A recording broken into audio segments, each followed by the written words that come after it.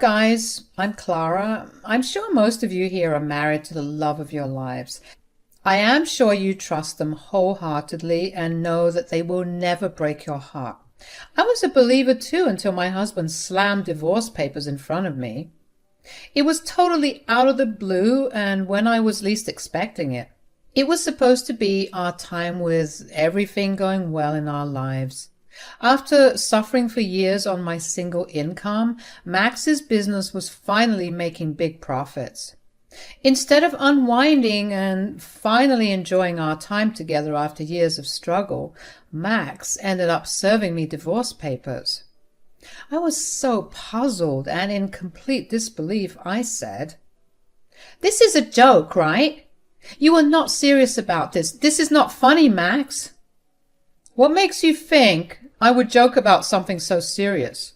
I don't have enough time to waste it on stupid jokes. I want a divorce."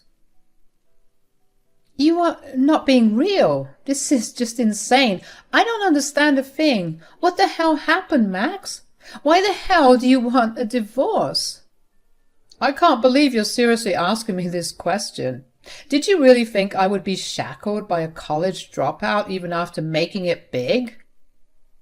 "What the hell are you saying, Max? Why does my being a college dropout have to do with our marriage? You know I had to drop out because my parents died and I didn't have money. Hell, I couldn't go back to college because I was busy supporting your business." The laugh that came out of Max's throat was nothing short of an insult. He looked devoid of emotions when he casually said, "What makes you think you supported my business? What you did was merely provide a roof over our heads until I started to make profits with my own skills. You don't have the brains to manage or take care of a business. That's why it is important for me to divorce you now." "Max, why are you being so mean? You were able to establish this business because of me." "Yes, your mere contribution did help, but it was me who made my business successful. Now I don't need your money anymore. I need someone who I can show off to my new business associates, or someone who would help me take my business to the next level. You are neither beautiful nor clever enough to do anything for my business. I've got everything that I need from you so far. Now it's time to move on." Max's words were like a stab to my throat. I was really in shock and refused to believe that the love of my life could be so cruel. Now that he doesn't need much money to stay afloat, he decided to divorce me. Back then, my confidence and self-worth were already down in the dumps. I had often caught my husband openly flirting with rich heiresses and beautiful women with big ties to business. But I had trusted my husband because I thought he wouldn't do that to me. Well, guess what, guys? He freaking did it. He was discarding me and moving on after becoming successful. My stupid self had refused to believe that my husband was leaving me. I was still in love with him and desperate to get him back. Talking to him only resulted in me being humiliated by him. So, as a ditch effort, I decided to get his father, Jerry, involved. As soon as Jerry heard the full matter, he called us both to his house to talk. Jerry is a man of ethics, and I knew that he would try and talk some sense into Max. When Max turned up at his place, Jerry said, "What is this nonsense I've been hearing, Max? You're divorcing Clara and saying that she's not worthy of you? What is wrong with you?" "I see that Clara has told you about the divorce. Well, nothing's wrong with me. She simply isn't cut out to be my wife. Hell, she won't even be able to run my business if something happens to me. I can't be with someone like that." "You are kidding me, Max. What kind of a poor excuse is that? What makes you think Clara can't manage your business? She's an intelligent woman." "Dad, please. She doesn't even have a college degree. All she does is get a small salary as a bank teller. She's not fit to be a businessman's wife."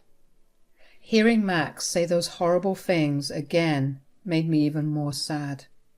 I simply couldn't stop crying. Anyone in my place would have freaked off and saved herself from this humiliation, but I wasn't strong enough to do what was right for me. I was stupid and in love with Max. I really didn't want to separate from him. He was my first and only boyfriend, for God's sake. I would have done anything to get him back. As I cried, Max remained stoic and showed no empathy. Meanwhile, Jerry was getting mad but barely controlling himself. He said, "This is one of the most ridiculous things I have heard in my entire life. You don't know what you're talking about. If a college degree is the problem, you should be helping her get one and not divorcing her over it. You need to think things through before you do something so drastically stupid." "My decision is final, Dad. I've already sacrificed a good part of my youth in pursuing a dumb woman who can't even get a good job. There's no way I'm wasting any more time or money on Clara. It's time I move on and marry someone worthy of being a business owner's wife." "I see, son. I can't force you to do the right thing, but I know that you're making a big mistake, son. Mark my words, one day your decision will come back to bite you in your butt. When that day comes, I won't be there to help you either." "You won't have to, Dad. I'm confident in my decision. I won't regret it ever. There's no way in my universe that I'll ever need Clara's help. I know what I'm doing, Dad." By the time Max said that, I had stopped crying. The reality was dawning on me. There was no way Max would ever stay married to me. He hated me and wanted to get rid of me.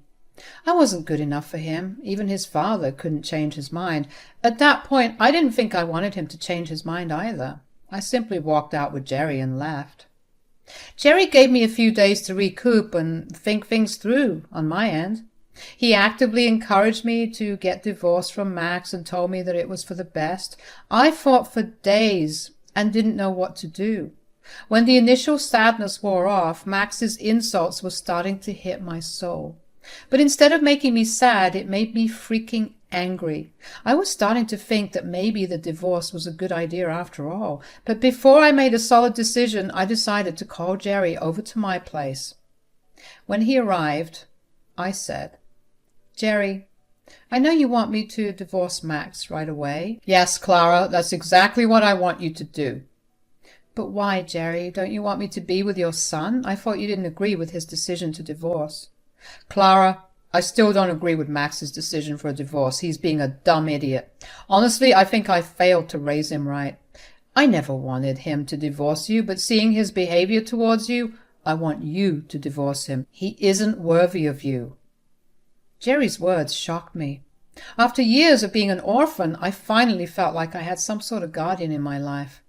I did consider Jerry as my own father, but I never knew Jerry felt that same way about me. His words brought tears to my eyes. I said, "Jerry, do you really mean that? You don't think I'm a failure like your son does?" "Like I said, Clara, my son is an idiot. You are one of the most intelligent women I know, and you are also like my own daughter. That's why I want you to get rid of my stupid son and show him how wrong he is." "I never thought that we would get divorced. I gave him everything. I loved him so much." "And he didn't know how to value that love. I don't want you to stay where you are not wanted, Clara. You have more self-respect than that. You can do much better than my son. Don't draw yourself back by fighting this divorce. There are better things out there for you." After Jerry left, I thought hard about what he said. It was true that I no longer wanted to stay where I wasn't valued. Yes, divorce still scared me, but it was necessary.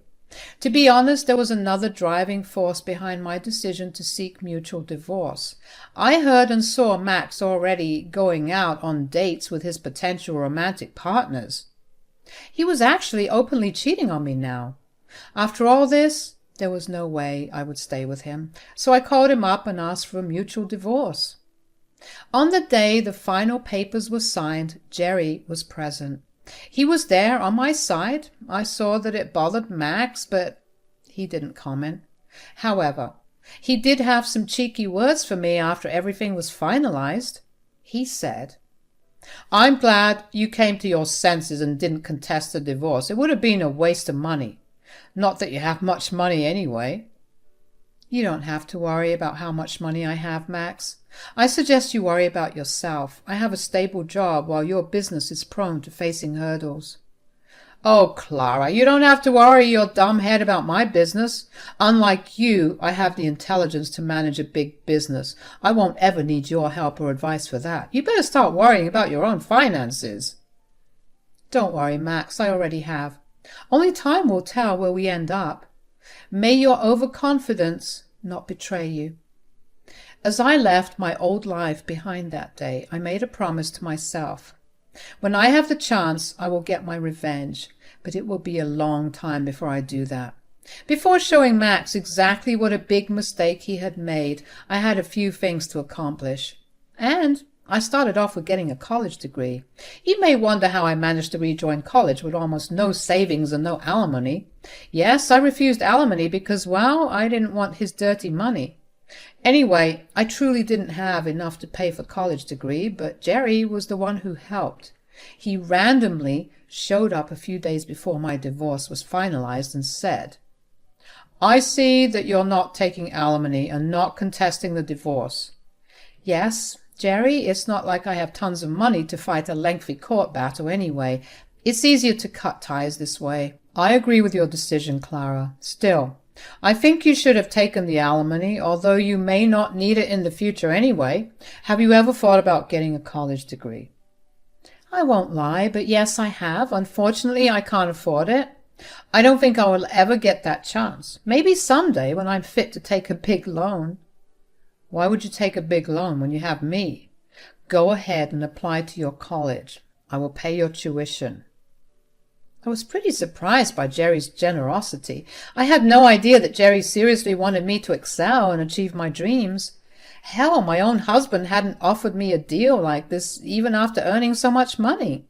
Here was Jerry giving me a once-in-a-lifetime opportunity that would change my world. My voice trembled as I said, "Seriously, Jerry? You would do that for me? But why?" "I've been telling you for a while now, Clara. I see you as my own daughter. I promised your father that I would take care of you. I'm doing just that. I may not have a lot of wealth like my son, but I do have some money. I want to invest that into your college education." "You would do that for me? But Max wouldn't like that at all. He may stop talking to you and see this as a betrayal." "Well, it won't be as big of a betrayal as his. It's time he needs to learn his lesson. This is the money I've been talking about, Clara. He doesn't need to know or get a say in what I do with it." "I don't know what to say, Jerry. This is a lot. I don't want you to sacrifice for me." "It won't be a problem for me, Clara.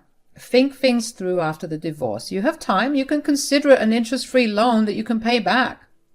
I know you have a lot of potential. Don't let it go to waste." I had plenty of time to think about Jerry's words. He was putting a very generous offer on the table. Anyone in my place would have jumped at the opportunity, but I was a little skeptical. After my now ex-husband Max mercilessly destroyed my confidence in myself, I was afraid of letting down Jerry. But as the divorce proceeded, I joined therapy and got some of it back. I promised myself that I wouldn't let Jerry down, and I needed to do this for me. So as the divorce was finalized, I took up Jerry's offer. I had told him, "I'm accepting your kindness, but I do have a condition." "Tell me, Clara, what is it?" "I promised myself that I would return this money when I made enough. I will only accept your help if you promise to take back the money when I can give it to you." "Oh, God, you knew I wouldn't have taken the money back. You know me so well, Clara. I hate taking money from you, and I consider this a gift. But if it eases your mind, I promise I won't turn it down." "Thank you, Jerry. I don't know how to thank you." Years passed since I divorced Max. Since then, he happily moved on and married a trophy wife within a year. It was bizarre, and it did hurt me, but I had Jerry supporting me through it. He even boycotted the wedding, and so did a lot of family members. Max was a little annoyed, but he was too deep in the fog to notice the damage he was doing. He also knew that Jerry kept in touch with me but didn't know about my life. Jerry didn't share much, and Max simply considered me too insignificant to care about. That was what I deserved for blindly loving a piece of shit. So life goes on, but my need for a little revenge doesn't go away. As people say, living your best life is the best revenge. Well, my life was certainly at its peak after I left Max. I completed my college degree in finance and immediately landed a managerial position at a prestigious bank. My grades and my previous work experience did come in handy. I was hired and given a pretty good salary. I actually managed to pay off the college fund that Jerry had put together for me. It did take some time, but I paid him back like I had promised myself. While things were looking up for me, Max's life was entirely different. His business started to go downhill after he made a series of bad decisions and investments. He also stupidly had a very large wedding to show off his wealth, but that money should have been preserved for other situations. Max was so sure of his capabilities as a businessman that he risked it all, and whatever was left was gone funding his rich lifestyle. As a result, his business suffered, and he was desperately looking for capital to save it. He tried his best by taking loans and all, but those didn't help either. So he was stuck in a rabbit hole of debt and had no money. In the end, when Max had no other place to go to, guess where he turned to? Yes, the bank, and most importantly, my bank. My loan officer presented me with the papers and told me what I thought about it. I carefully studied the papers and smiled. That night, when I was visiting Jerry, Max showed up. We were both a little surprised to see each other, but he quickly masked his surprise with disdain.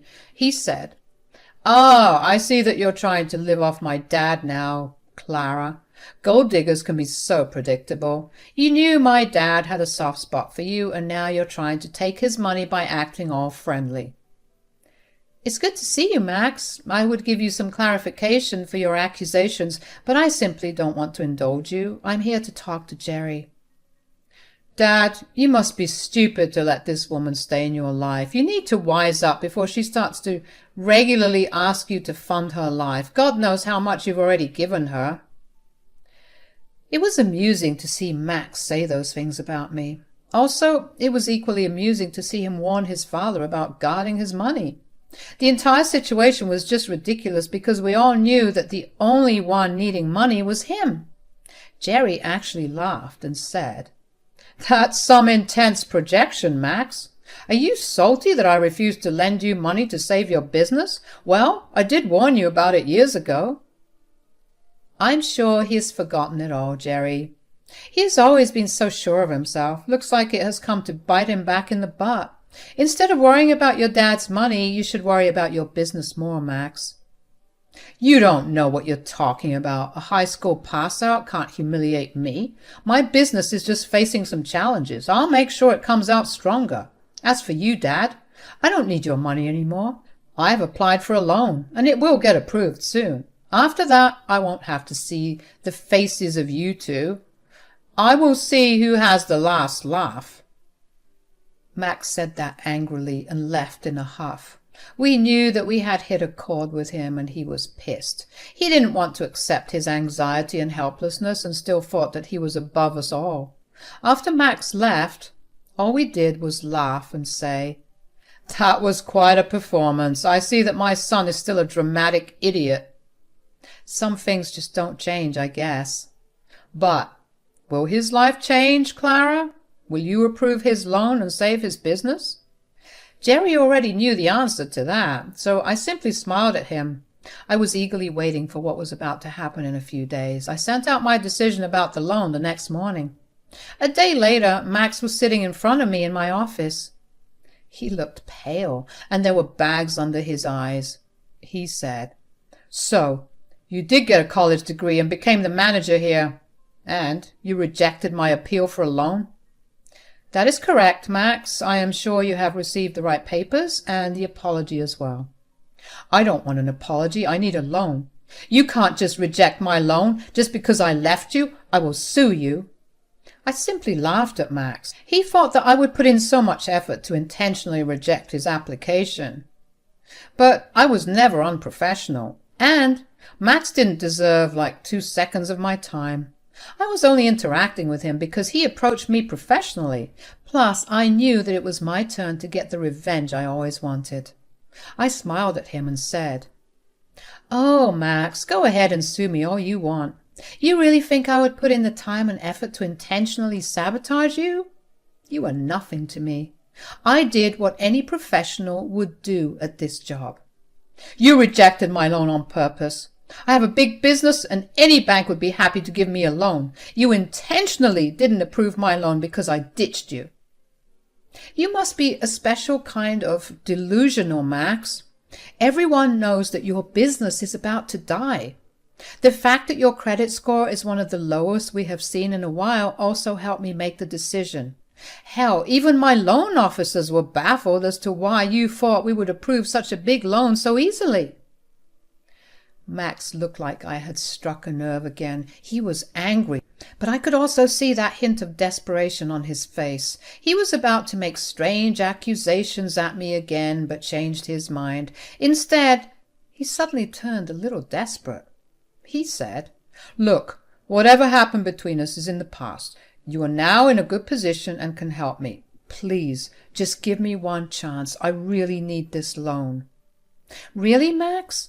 I thought you were a good business, or at least that's what you had always claimed to be. How can one rejection for a loan make you so desperate? There is no use for me to pretend anymore. You already know how bad things are. Even Dad won't help me. This is my only chance. Well, that's too bad, Max. You should have paid more attention to managing your business than making sure your life is picture perfect. Perhaps you can ask your wife to help. You did boast about her being educated, rich and all. My wife won't help, Clara. We are on the brink of a divorce. She doesn't want to downgrade her life or be stuck with a failed businessman. I'm about to lose both my beloved business and my wife. Whoops. How unfortunate for you, Max. I guess karma does come back to bite us all after all. Max looked super ashamed and was looking down at his feet. He sat there in silence for a few minutes in shame. I let him be because I was really enjoying watching him face the consequences of his actions. Max gave me much more, though. When I asked him to leave after a while, he turned hysterical. He actually started to cry and begged me to approve his loan. He was really pathetic and I was getting annoyed. I asked him to leave multiple times. After many attempts to get him out, I called security, who escorted him out. It was pretty satisfying, and I finally felt like I got my justice. As the days passed, karma hit Max even harder. He couldn't get a loan anywhere and was forced to make his company public again. This time, he sold more than 70% of his shares because of his debt. He was only left with like 20% of the total company shares. This was another great opportunity for me to serve another cold dish of revenge. I ended up buying a good part of the company. Now I actually have more shares in the company than Max. When he saw me at the shareholders' meeting, his face was priceless. In a few months, he was begging to have me back in his life. By then, his wife had already filed for divorce and his dad had cut him off completely, so he was forced to beg me for a chance to have some semblance of the old life he had. Suffice it to say, I rejected him. It's been 2 years since it happened, and I must say that I am doing pretty well for myself. I'm actually engaged now and waiting to have a fall wedding in a year or two. Jerry and I are still close and talk regularly. He will be walking me down the aisle when I get married again. He and Max are still not talking. Max has been divorced and unable to be in any stable relationship. He did get his spending habits under control, but he's apparently unsatisfied with the life he's leading. He did beg me to take him back, but it will be a cold day in hell before that.